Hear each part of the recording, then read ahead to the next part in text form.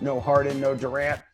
Kind of has Kyrie Irving feeling like a logical play at guard. He's going to cost you 9,900. You pick in the Kyrie chalk or roll into a different guard, Kenny?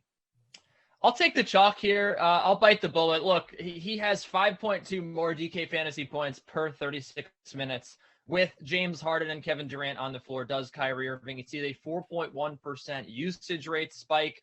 And New Orleans, they play pretty poor defense, especially against point guards, allowing 25.6 points per game to opposing point guards over the last 2 weeks. We know Lonzo Ball is a liability at the position.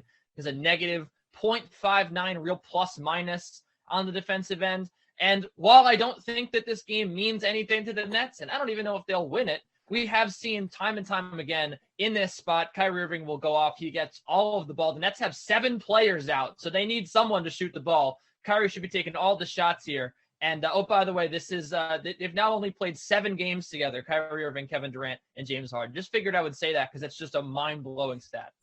That actually is. I was unaware of that. Nick, you want the highest price guard on the slate, or are you going to roll with someone else?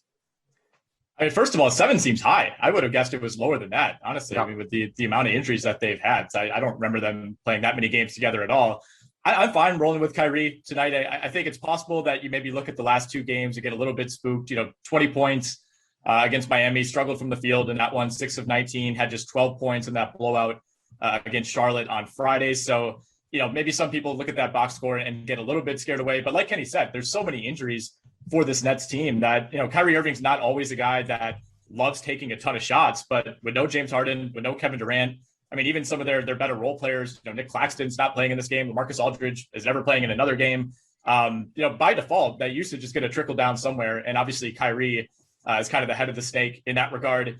If you do want to pivot to another high price guard, I like De'Aaron Fox tonight. He's at 9,800 at home against Minnesota. Obviously the Kings are a terrible team. They're going up against another terrible team in Minnesota. But, Fox is a guy that regardless of all the losing of late has put up some huge numbers.